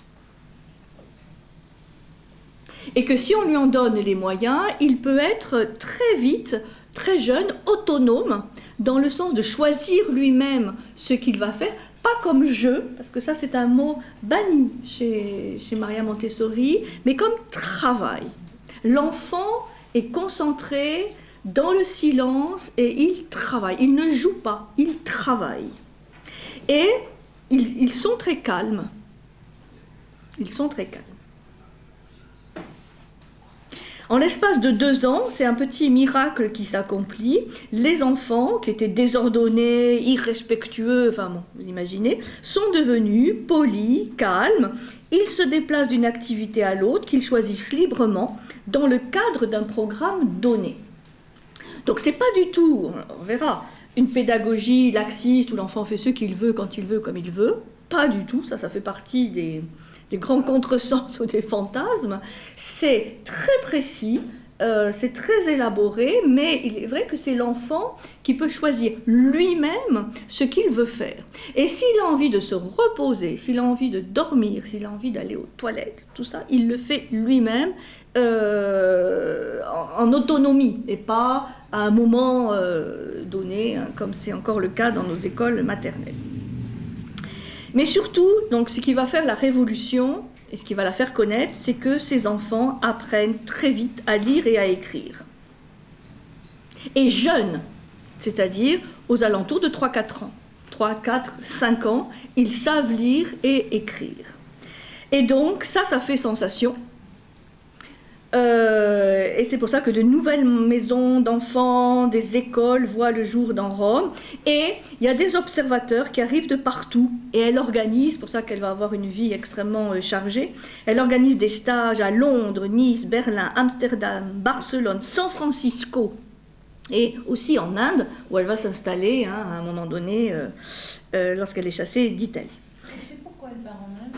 Elle est chassée d'Italie. Et elle va d'abord en Espagne, et ensuite elle est invitée par Annie Besant à Diar. Où il y a beaucoup, elle est chassée d'Italie, oui, par le régime Mussolini. Et donc, elle s'exile, c'est un exil, disons, mais il va y avoir beaucoup d'échanges à un moment donné entre les théosophes et les montessoriens. Et donc, l'un de ces grands combats, et qui est tout à fait précurseur à son époque, c'est d'apporter une attention spécifique à l'enfant. Si l'on veut que l'humanité progresse, l'enfant devra être mieux connu, respecté et aidé. Et c'est là où elle... bon, aujourd'hui, ça peut paraître assez banal, mais à l'époque, ça n'allait pas de dire, attention, la nature infantile n'est pas la nature de l'adulte. Il ne voit pas les choses de la même manière, il ne s'intéresse pas aux mêmes choses. Et l'enfant doit être considéré comme une entité à part entière, sans voir en lui le futur adulte. Oui, alors après, ça a été... bon, mais à son époque, l'enfant, je vous dis pas d'où on vient, hein, c'est le petit animal qu'il faut mater et qu'il faut dresser. C'est pour ça qu'il y a les châtiments corporels, parce qu'il faut lui indiquer le droit chemin. Et surtout, on voit en lui, bon, bah, aussi avec un sentiment d'utilité. Hein, voilà. Et donc beaucoup de projections des adultes sur les enfants. Et donc à la fin, les enfants adoptent des comportements parce qu'ils savent que c'est ce que l'on attend d'eux. Alors, c'est peut-être moins caricatural aujourd'hui, mais ça existe encore, c'est-à-dire, voilà, on formate, on appelle formatage, et donc l'enfant, il n'a plus d'identité propre, on ne lui donne pas les moyens de s'épanouir, parce qu'il va se couler dans ce qu'on attend de lui, pour ne pas décevoir, hein, et pour être aimé. C'est de quel âge à quel âge enfant pour elle? Alors, elle va commencer par les maternelles, c'est-à-dire 3-6 ans. Ça, c'est son expérience vraiment du début, 3-6 ans. Et puis après, ça va se développer sur 6-12. Donc après, c'est ce qu'on appelle le primaire. Donc elle va mettre en place tout un programme, donc un cursus pour les 6-12. Et après, il va y avoir aussi des collèges, mais en très petit nombre, les collèges à partir de 12-18. C'est des périodes de 3-6, 6-12, 12-18. Mais son expérience essentielle et révolutionnaire, c'est avec les 3-6 ans. Les 3-6 ans, les tout petits. Donc, selon elle, l'enfant est animé d'un élan vital, d'une dynamique psychique, je cite, d'une dynamique psychique qui le pousse à explorer son environnement et à acquérir des connaissances. C'est ce qu'elle appelle l'esprit absorbant de l'enfant. Il y a un livre, elle a écrit beaucoup de livres donc, qui sont disponibles aujourd'hui. L'esprit absorbant de l'enfant, c'est-à-dire que l'enfant absorbe, c'est une éponge illimite, et il a une soif inextinguible de connaître et donc de partir à la découverte de son environnement, et il faut l'y aider. Disons, lui donner les moyens de cela. Et cet esprit absorbant de l'enfant commence par se manifester avec l'explosion du langage. Elle commence à parler en imitant, mais aussi elle va mettre en place des choses très, très précises. Ensuite, elle va mettre en place aussi du matériel pédagogique pour l'arithmétique, la capacité à apprendre plusieurs langues simultanément. Ça, c'est quelque chose qui est relayé avec ce qu'on verra tout à l'heure sur les périodes sensibles. C'est-à-dire, il y a des moments privilégiés où il coûte très peu à l'enfant d'apprendre une langue étrangère, voire 2, 3 en même temps. Ce qui ensuite est un cauchemar. On le sait. Pour apprendre une langue étrangère, 2 langues et ensuite la baragouiner à peu près, c'est très compliqué. Par contre, elle avait détecté qu'il y avait ce qu'on appelle les périodes sensibles, où il missait dans un contexte favorable, l'enfant apprenait sans difficulté et avec plaisir 2-3 langues étrangères simultanément. Le fait aussi de pouvoir étudier la grammaire, s'engager dans une activité compliquée de classification qui pouvait absorber toute leur énergie mentale durant de longues heures, voire plusieurs jours consécutifs. Ça aussi, c'est très frappant dans sa pédagogie, de constater qu'un enfant peut rester concentré pendant des heures, si ce qu'il fait, disons, l'intéresse, et même plusieurs jours de manière consécutive, et qu'il a une capacité de concentration incroyable si on ne le dérange pas. Et que c'est pas un problème, même s'il ne fait pas de pause, enfin, bien sûr, il faut qu'il mange, qu'il dorme, mais disons, une capacité de concentration bien supérieure à ce que les adultes pensent qu'il a. Parce qu'ils sont présents. Parce qu'ils sont attentionnés, présents à l'instant, dans un environnement calme. Et moi, pour avoir côtoyé pas mal d'écoles Montessori, c'est ce qui frappe, c'est-à-dire... c'est silencieux, Ça crie pas dans tous les sens. Les enfants se déplacent calmement, ils vont chercher le matériel, ils s'installent à leur table. Ils ont besoin d'un accompagnant, mais qu'on leur montre une fois, ça fait partie de la pédagogie Montessori, l'éducateur montre un geste une fois, en principe ça suffit, si l'enfant est bien, de manière individuelle, il y a toujours un rapport individuel avec le petit, et ensuite il le refait tout seul. Et le travail plus collectif ou en équipe, en groupe, commence un peu plus tard. Ça aussi, ça fait partie de l'observation, c'est ce fameux slogan « Aide-moi à faire seul ». Aide-moi, mais après je fais seul. Je n'ai pas besoin que tu sois toujours là, et surtout à me dire « c'est bien » ou « c'est pas bien ». Une des caractéristiques de la pédagogie Montessori, c'est qu'il n'y a pas de punition, mais il n'y a pas non plus de récompense. Ça, c'est très important et en général, c'est très très mal compris. Par les parents. Il n'y a pas les bons points.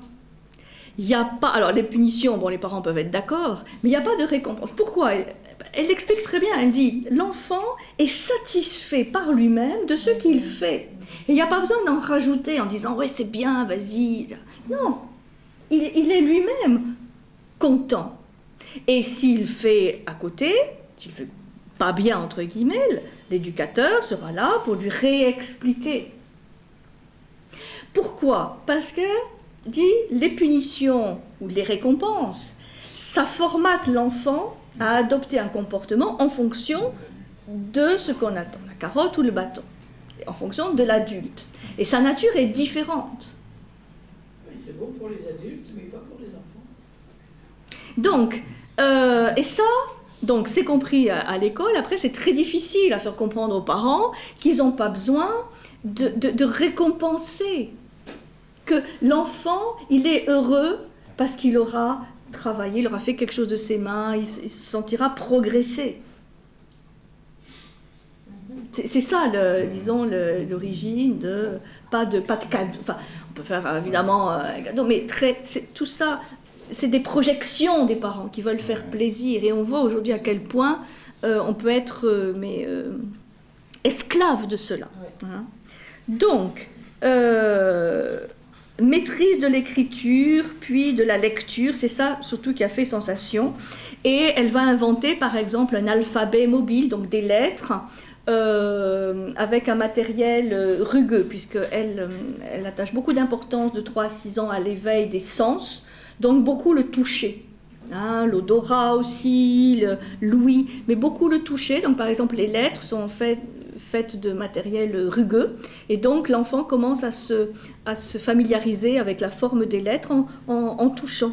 En touchant les lettres, et puis après il s'entraîne à associer les lettres au son, et il se familiarise beaucoup par le toucher au geste de l'écriture. Il y a le corps est intégré à part entière à travers les sens. C'est pas simplement le fait d'écouter la leçon du maître, mais c'est le fait de toucher, de sentir. Donc il y a plein de matériel très intéressant. On fait toucher des tissus, on leur fait mettre des cylindres dans des trous, après les yeux ouverts, les yeux fermés. Enfin, c'est les sens, hein, l'éveil des sens. Et comme elle dit, les enfants s'intéressent aux livres quand ils savent lire. Donc là aussi, ils deviennent autonomes très jeunes dans l'écriture, la lecture, et naturellement, ils s'intéressent aux livres. Elle dit que tout être humain naît avec la potentialité de se développer et de s'adapter à son environnement. Mais les acquisitions se font dans un ordre précis, correspondant à ce qu'elle nomme les périodes sensibles, propices à une acquisition précise. C'est-à-dire, il y a l'âge pour marcher, il y a l'âge pour parler, écrire, lire, etc. Elle dit, le comportement de nos enfants montre que la nature, dans ses processus pour construire l'homme, suit un ordre établi. Enfin, alors là, après vous avez des schémas justement assez élaborés pour montrer comment ça marche, ces périodes sensibles, voyez, en fonction des semaines, des mois, etc. Quel est l'apprentissage qui peut se faire à ce moment-là? Bon, j'y reviendrai tout à l'heure sur les périodes sensibles, mais c'est ça qui montre à l'éducateur, qui est avant tout un observateur, de qu'est-ce qui peut être la bonne période sensible pour un enfant, pour telle activité, qui n'est pas forcément exactement le même âge pour un autre enfant. Il peut y avoir des décalages, on n'est pas tous formatés de la même manière. Donc à 3 ans, il peut y avoir pour l'un une période sensible où l'acquisition de la compétence va se faire naturellement, sans effort et de manière joyeuse. Et puis pour un autre, il n'est pas temps de faire ça. Et donc ça demande beaucoup d'observation pour voir ce sur quoi les enfants accrochent ou pas. On leur proposait quelque chose ou trop tôt ou trop tard. Après, ça rend l'apprentissage beaucoup plus difficile. Beaucoup plus difficile. Dans une classe, avoir tout le monde au même niveau, Alors, les classes Montessori sont multi-âges, c'est-à-dire que justement, et ça c'est une des grandes différences avec Steiner, là chaque âge a sa classe, là les âges sont mélangés, c'est-à-dire 3-6 ans ils sont ensemble. Ce qui permet aussi un autre principe pédagogique de Montessori, c'est que les plus grands aident les plus petits. Voilà. Donc, ils les aident à lasser leurs chaussures, à s'habiller, à aller aux toilettes. Voilà.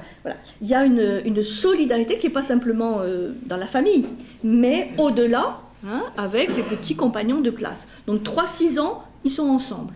Et donc, il y a une sorte les plus grands prennent soin des plus petits, les plus fragiles aussi. Il n'y a pas que l'éducateur qui fait ça. Et le petit se sent dans un environnement bienveillant. Il n'y a pas de compétition, puisque de 3 à 6 ans, c'est très individualisé l'enseignement. Donc on montre à chacun fait ses trucs, et il n'a pas besoin des autres. C'est ça aussi ce qu'elle a observé. Le besoin des autres, en tout cas dans sa vision, vient plus tard. Donc, l'éducation doit se concevoir comme une aide à la vie. Donc, on a 3-6 ans pour on appelle la maternelle, 6 à 12 pour le primaire. Et le même principe de mixité des classes est fait pour la tranche 6-12.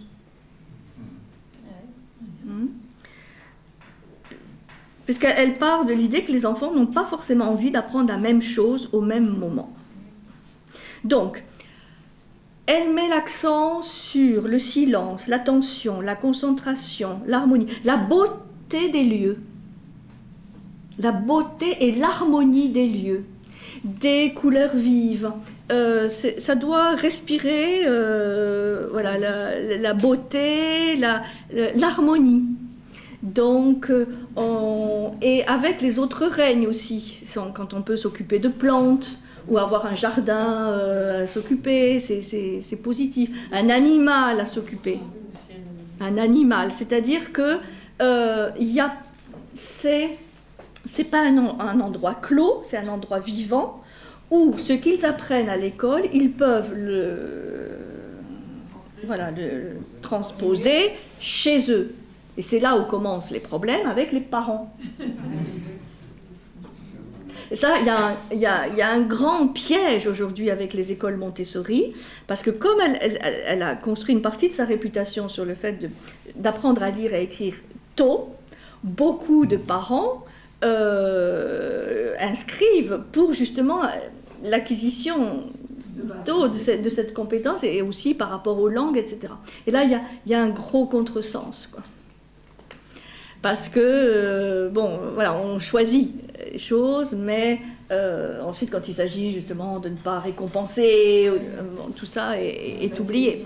Et voilà, alors évidemment, ça c'est comme chez Steiner, pas d'ordinateur, pas d'écran, pas de nouvelles technologies dans les écoles.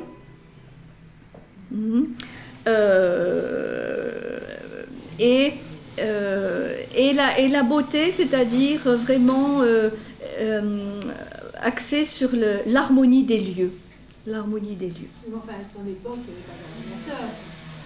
Non, je parle des écoles aujourd'hui. Oui, mais... Ah oui, aujourd'hui... Les Américains font ça. L'école aujourd'hui. Comme dites les écoles Montessori. Aujourd'hui. Il y a une vraie pensée qui se cultive. Disons, elle privilégie 3-6 ans, c'est toutes les périodes d'éveil à la vie pratique, où les petits, ils apprennent aussi bien à balayer, à nettoyer, à faire la cuisine, ils font des gâteaux, donc c'est vraiment la vie pratique. Et après, quand ils sont chez eux, ils demandent à le faire, hein, aussi, pareil. Et l'éveil sensoriel. Donc on touche, on écoute, on sent, voilà, c'est tout l'éveil des sens. On fait des choses les yeux fermés, enfin, voilà, c'est vraiment de 3 à 6 ans, c'est ça. Et puis il y a déjà l'apprentissage de l'écriture, la lecture, les mathématiques. Et après, tout le cursus permet de raccrocher, s'il y a besoin, les écoles et l'éducation nationale sans problème. Puisque c'est les mêmes examens qu'ils vont passer en général avec un taux de réussite équivalent. Alors, quels sont les principes de la pédagogie Montessori? Les grands principes, j'en ai quelques-uns à vous soumettre. Premièrement, la vision de l'enfant. Ce n'est pas un vase vide à remplir, mais un potentiel à développer. Ça, c'est l'expression souvent qu'on reprend de Montessori. Non pas un vase vide, hein, où avec autorité on va remplir de connaissances, hein, mais un potentiel à développer. Hein. Voilà, un potentiel à développer. Et donc, elle écrit... Voilà, il en est qui ne voit la valeur de l'enfant pour l'humanité que dans le fait que l'enfant sera un adulte dans l'avenir. Ainsi déplace-t-il la valeur de l'enfant pour l'humanité en la renvoyant exclusivement à l'avenir. Cela ne peut se justifier. L'enfant est une entité humaine importante en soi. L'enfant n'est pas seulement un passage nécessaire pour devenir adulte. On ne doit pas considérer l'enfant et l'adulte seulement comme une succession de phases de la vie de l'individu. Il convient au contraire de les considérer comme 2 formes différentes de vie, contemporaines, s'influençant réciproquement. L'enfant et l'adulte sont 2 parties distinctes de l'humanité qui doivent s'interpénétrer et agir en harmonie en s'aidant réciproquement. Par conséquent, ce n'est pas seulement que l'adulte doit aider l'enfant, mais que l'enfant aussi peut aider l'adulte. Encore faut-il que l'adulte accepte d'être aidé par l'enfant. C'est pour ça qu'un des films qui est sorti il n'y a pas très longtemps sur la pédagogie Montessori s'appelle « Le maître est l'enfant ». C'est-à-dire que nous avons beaucoup à apprendre de l'enfant sans le voir uniquement comme l'adulte de demain. Hein, ça, c'est très important. Et donc, elle considère que si on voit l'enfant comme une table rase, hein, un vase vide, passif, dépourvu d'orientation intérieure, ses parents vont le contraindre en fait à se plier à leur volonté et à s'adapter à l'univers des adultes. L'enfant est plus à considérer comme un potentiel à développer, un être aux multiples pouvoirs latents qui ne demande qu'à s'exprimer. L'enjeu n'est donc pas des connaissances à transmettre, mais permettre à des graines de s'épanouir. C'est ça l'image de l'enfant. Un potentiel immense, bien supérieur à ce que l'on peut imaginer, qui est à épanouir et donc à aider. Donc, évidemment, l'éducateur montessorien n'est plus le maître sachant qui fait preuve d'autorité. C'est un médiateur, c'est un facilitateur. C'est pas un copain non plus. Hein. Il y a une distance. C'est un accoucheur. C'est un jardinier. Vous voyez ? Où il doit avoir une bonne formation psychologique pour voir dans l'enfant les potentiels et les problèmes. Évidemment, il intervient en cas de problème, bien entendu, très présent. Mais ce n'est pas lui qui va, il va donner des apprentissages, des enseignements, mais d'une manière jamais magistrale, et toujours par petits groupes ou individuellement. Alors, donc ça, c'est la vision de l'enfant. C'est important parce que c'est pas aussi évident. C'est pas aussi évident. Surtout dans une société où il y a quand même une forte pression sur le fait de réussir, les études, les examens, le job. J'ai une question. Oui, oui. Où se forment les professeurs pour aller dans ces écoles? Il y a des formations. Voilà. Oui, il y a l'AMI, il y a l'association Montessori Internationale qui donne des formations pour avoir le label Montessori. Alors après, comme je disais tout à l'heure, on peut aussi créer une école Montessori en s'inspirant de Montessori, mais en le mélangeant avec d'autres choses. C'est relativement... mais sinon, il y a des cycles de formation exigeants en temps et en classe, après en stage. Oui, c'est une toute autre approche. Une toute autre approche. Ouais. Alors, je développe parce que sinon, je voudrais quand même vous donner... Sur les autistes. J'en sais rien. Mais je pense que peut-être parmi tous les enfants un peu difficiles qu'elle a côtoyés, il y en avait peut-être. Mais précisément, je ne peux pas te dire. Alors, donc premier principe, la vision de l'enfant. Deuxième notion, alors là qui est vraiment clé, c'est la notion de période sensible. Donc elle va théoriser cette notion de période sensible. Ça veut dire quoi une période sensible? Ça veut dire une période où l'enfant est plus réceptif à un apprentissage plutôt qu'à un autre. Donc elle explique que les périodes sensibles rythment de manière essentielle la vie du jeune enfant, mais évidemment avec des différences d'un enfant à l'autre. Elle l'anime en effet de passions psychiques qui nous donnent à voir le travail intime de l'âme alors qu'elle sautille pour son incarnation. Elle sautille. L'enfant est vraiment attiré par un type d'activité qu'il répète avec joie, comme se mettre debout ou remettre des objets dans l'ordre. Elle va montrer qu'il y a un âge où l'enfant est obsédé par le fait de mettre de l'ordre. Il ne supporte pas le désordre. Et donc il range. Il range. Et elle dit, il faut surtout le laisser faire. Et le problème, en général, l'adulte qui ne comprend pas, il dit, mais qu'est-ce que tu as Bon, en général, c'est plutôt le contraire, mais à vouloir ranger. Et il est contraint, gêné par la vision de l'adulte, qui ne comprend pas. Alors, dès que le caractère visé à travers l'activité est développé et acquis, l'enfant s'en désintéresse.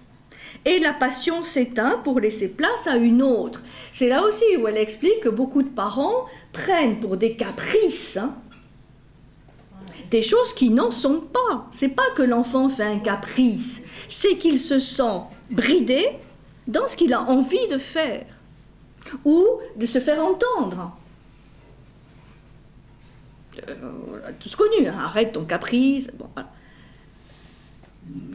Est-ce que c'est vraiment un caprice? Et l'enfant s'écoule ainsi de conquête en conquête dans une vibration incessante que l'on traite de joie enfantine. Donc les périodes sensibles les plus faciles à observer sont celles du langage, le moment où on commence à parler, du mouvement, du développement sensoriel, de la fascination pour les petits détails, de l'ordre et de la socialisation. Elle parle aussi d'une période sensible pour être avec les autres, mais qui n'apparaît pas forcément dès le plus jeune âge. Le besoin d'être seul est une des caractéristiques du jeune enfant, tel 3-6 ans. Donc, ces périodes peuvent être évidemment plus ou moins longues et se chevaucher. Mais quand un enfant se désintéresse de quelque chose, c'est pas qu'il est paresseux ou qu'il fait un caprice, c'est qu'il a peut-être besoin d'autre chose. La période sensible de l'ordre est l'une des plus importantes et des plus mystérieuses. Elle pousse l'enfant à remettre les choses en ordre et se manifeste entre 1 et 2 ans. Et vous savez, après, il y a l'âge de 3 ans où là, il dit non. Voilà. Il est important d'aider l'enfant qui traverse une période sensible en lui donnant accès à l'activité dont il manifeste le besoin. Donc, pour ça, il doit y avoir une écoute et un respect de l'enfant. Ce qu'il demande, il y a une raison. Donc, il n'est pas question d'être béat devant cet enfant non plus, mais de lui donner les choses lui permettant l'apprentissage en question, et pas d'apprendre à sa place. Hein? Attends, ça ne va pas assez vite, je fais à ta place. Non. Aide-moi à faire seul. Et donc ça demande beaucoup de retenue des parents. C'est pas évident, parce qu'on croit bien faire, hein, je veux dire, les parents croient bien faire. Il est bénéfique, par exemple, lorsque l'enfant se passionne pour monter et descendre des marches, qu'il puisse s'y livrer, sous l'œil protecteur d'un adulte qui n'intervient que pour aider lors d'un passage délicat, plutôt que de l'en empêcher pour sa sécurité. Et c'est vrai qu'aujourd'hui, où on voit des enfants bardés de casques, de coudières, de genouillères, etc., parce que les parents ont tellement peur du bobo que ça en devient terrifiant. Parce qu'il vaut mieux que l'enfant peut-être chute. Hein, nous, on a tous chuté de vélo, bon, on n'est pas mort. Pour l'apprentissage, que de le surprotéger, parce que cette surprotection, qu'est-ce qu'elle provoque? La peur, le manque de confiance, le manque d'estime de soi, la violence aussi. Donc, c'est pas qu'il ne faut pas être là, mais vas-y, je suis à côté, si tu tombes, bon, je te ramasserai, mais lui permettre de tomber éventuellement. Il en va de même avec tout ce qui touche à l'autonomie. Dès qu'il sait marcher, l'enfant peut être encouragé à devenir autonome dans les actes du quotidien, comme s'habiller. L'enfant très jeune, il s'habille seul, il se fait à manger seul, il fait sa vaisselle, il va aux toilettes, tout ça seul, en autonomie. Si l'enfant manifeste ce qui s'apparente à un caprice, c'est peut-être parce qu'il traverse une période sensible à laquelle l'adulte fait obstacle, sans souvent s'en rendre compte, en aidant trop l'enfant ou en lui interdisant d'explorer le monde environnant. Aujourd'hui, c'est quand même terrifiant dans les écoles maternelles, on leur interdit de toucher la terre, on leur interdit tout. Nous, on a habité pendant longtemps à côté d'une école maternelle, alors c'était tous ensemble, on mange ensemble, on fait pipi ensemble, au même moment, et c'est tout le temps, non pas ça, non ne fais pas ça, touche pas ça, c'est que des interdits. Que des interdits. Oh, c'est bon, avec des aides qui hurlent.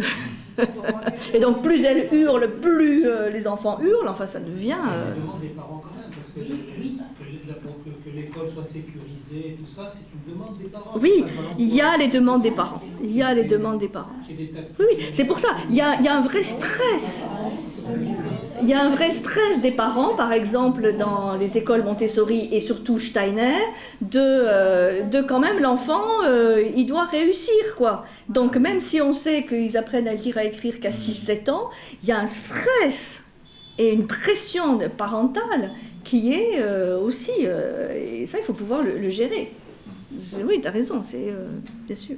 Donc, vision de l'enfant, la notion de période sensible, ça, c'est vraiment clé. L'autonomie. Il est inutile de dire à l'enfant, il faut faire ça ou pas ça. Il faut qu'il expérimente lui-même. L'enfant est encouragé à prendre en charge lui-même son alimentation. Donc, ça veut dire quoi, par exemple, de faire la cuisine? Il manipule des couteaux, hein, il manipule des objets tranchants. Bon, il y a toujours quelqu'un à côté, mais on leur laisse expérimenter. Et s'ils versent de l'eau, tout ça, c'est pas grave. Ça fait partie de l'expérimentation. Il vaut mieux qu'elle soit pas bouillante. Vu le nombre d'accidents domestiques, de toute façon, ça veut dire que là, c'est pas évident. Hein. C'est parce que les mères ont laissé la queue de la casserole. Alors, donc, travailler par lui-même, ça c'est fondamental, travailler par lui-même, se fixer des buts pour sa propre action, ça développe la confiance en soi, ne pas avoir besoin de l'approbation d'autrui. L'enfant, elle dit, n'a pas besoin qu'on lui dise à tout bout de champ, c'est bien, vas-y, continue, ou c'est pas bien, corrige, enfin, il n'a pas besoin. Il est capable de se donner sa propre discipline, d'être charitable vis-à-vis d'autrui et de coopérer avec les autres. Alors, oui, vous voyez, on est très sceptiques, nous, hein, les adultes. C'est pour ça que ces pédagogies alternatives, elles sont hyper exigeantes. Pas vis-à-vis des enfants, mais vis-à-vis des parents. Parce que les parents, qu'est-ce qu'ils réclament? C'est quand même qu'ils aient le bac à la fin, c'est que... Oui, donc, c'est pas aussi évident. En tout cas, ce qu'elles découvrent, c'est un potentiel de concentration, d'autonomie, d'ouverture à l'autre, de besoin d'harmonie, de besoin de la fameuse bienveillance dont on parle aujourd'hui tant, qui ne demande qu'à se développer. Et donc d'aller contre un certain nombre de projections des adultes.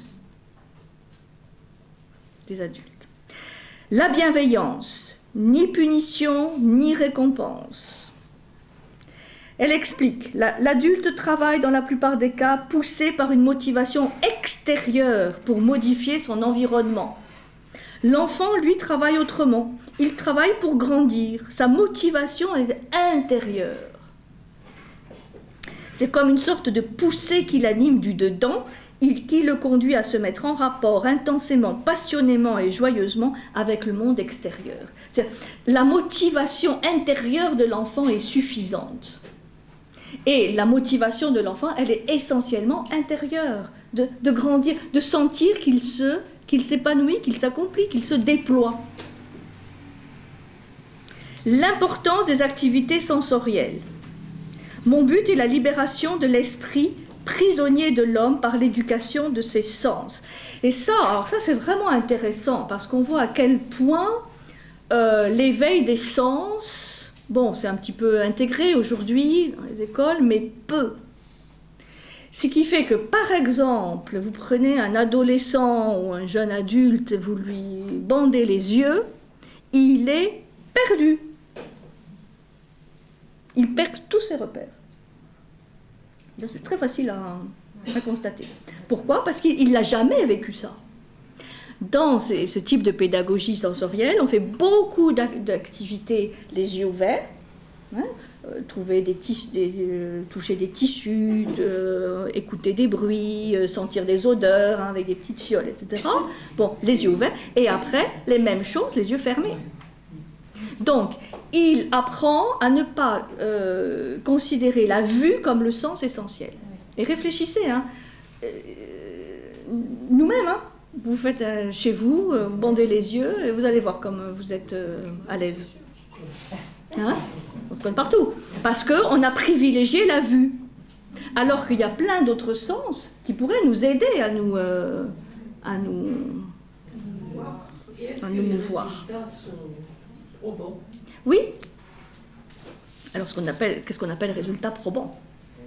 Est-ce que quand on sort d'une école Montessori, on s'avère être supérieur Mais supérieur en quoi? Supérieur dans la façon de s'adapter à la vie. Alors, normalement, oui. Mais tout dépend, comme je dis, surtout pour les petits, de l'attitude des parents. C'est vraiment clé. C'est vraiment clé. Si ce qu'ils font à l'école, c'est une chose, et qu'une fois rentrés chez eux, c'est exactement le contraire, bon, c'est un gadget. Vous ne les mettre pas là par hasard, leurs enfants, ils ont déjà réfléchi. Non, Il y a une telle pression sociale sur la réussite qu'ils ont quand même envie que leurs enfants ils soient supérieurs, meilleurs, qu'ils parlent 3 langues. C'est complexe. C'est complexe. C'est pour ça que c'est pas aussi évident ces pédagogies alternatives, parce que si on ne fait pas l'école des enfants et des parents en même temps, c'est du gadget. C'est du gadget. Je suis désolée, hein, mais et ça peut coûter cher pour du gadget. Quand les parents, parce que bon, il y a pas mal de documentaires hein, aujourd'hui qui circulent, quand les parents sont sur la même longueur d'onde, là, il y a de bons résultats. En termes d'épanouissement, d'adaptation au monde, c'est-à-dire on apprend à apprendre, et pas un savoir dont on sait que dans 10 ou 20 ans, il sera obsolète. Parce que c'est ça aussi l'enjeu aujourd'hui. 80% des métiers dans 20 ou 30 ans n'existent pas aujourd'hui. Et ceux qui existent, ils n'existeront plus. Donc, qu'est-ce qu'il faut apprendre à l'enfant? à s'adapter, mais pas à s'adapter dans l'obéissance aveugle hein, qui était dénoncée par l'éducation nouvelle. Voilà. Le rôle de l'éducateur, bon ça c'est un autre point, qu'il n'est plus le maître qui dispense un savoir, mais qui est beaucoup plus l'initiateur, le guide, etc. Bon, je voudrais finir par l'histoire de l'éducation à la paix, parce que ça me semble très intéressant. L'éducation à la paix, il y a tout un livre sur ce qu'elle pense de la paix, et c'est toutes ces conférences qu'elle a prononcées entre 1932 et 1939. Vous voyez, c'était vraiment un peu prémonitoire hein, de la guerre, entre 1932 et 1939. Elle prononce une série de conférences sur les liens entre l'éducation et la paix. Et bon, aujourd'hui, est-ce que la paix, quand elle dit « Quand nous parlons de paix, nous ne parlons pas d'une trêve partielle entre des nations, humanité. Comment éduquer à la paix ?» Et qu'est-ce que c'est que vraiment...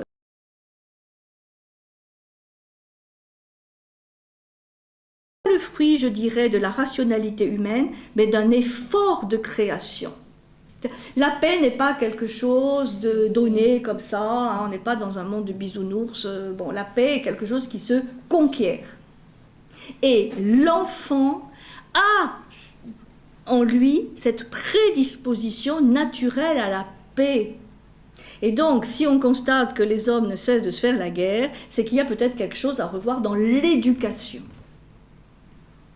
Elle est convaincue que dans ces graines de l'enfant, il y a plus d'amour, de la paix et de l'harmonie que de la guerre. La vision de l'enfant, elle est fondamentale. Comment on voit... non. Pour elle, on confond généralement la paix avec un état de non-guerre. Je trouve ça intéressant ce qu'elle dit. La paix serait simplement la cessation de la guerre. Hein ? Quand on finit la guerre, on fait un traité de paix. Bon. Et c'est pourquoi la paix, prise dans ce sens, représente le triomphe permanent et ultime de la guerre.